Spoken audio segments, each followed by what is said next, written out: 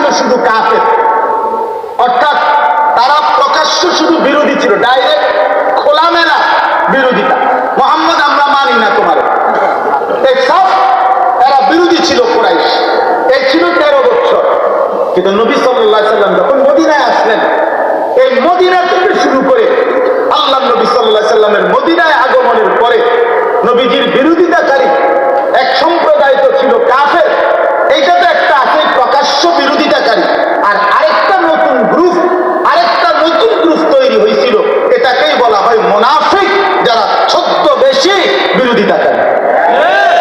এটা মদিনা থেকে শুরু হয়েছে, ছদ্মবেশী। মদিনার মধ্যে রাসূলুল্লাহ সাল্লাল্লাহু আলাইহি সাল্লামের বিরোধিতাকারী কাফেরও ছিল, মুনাফিকও ছিল। মুনাফিকদের মধ্যে উল্লেখযোগ্য একেবারে পৃথিবীর ইতিহাসে, ইসলামের ইতিহাসে কথা স্পষ্ট, ইহুদিরা। মদিনার মধ্যে 3টা ইহুদি গোত্র বসবাস করত, একটা বনু নযীর, বনু কাইনুকা, বনু কুরাইজা।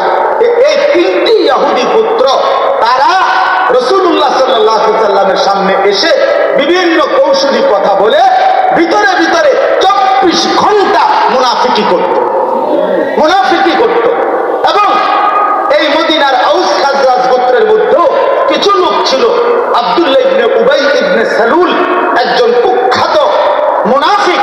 এই মুনাফিকের নেতৃত্বে কিছু গোপন লোক ছিল, যারা নবীজির সামনে আসতো, বসতো, মুসলমানদের লেবাস ধরতো, নবীজির সামনে কথা বলতো, মুসলিম পরিচয় দিত, কিন্তু কলিজা পুরাটার মধ্যে ছিল 100 মুনাফিক। সেই থেকে শুরু নবী সাল্লাল্লাহু আলাইহি সাল্লামকেও মৃত্যু পর্যন্ত এই মুনাফিকরা যন্ত্রণা দিচ্ছে, কষ্ট দিচ্ছে, পেরেশান করছে।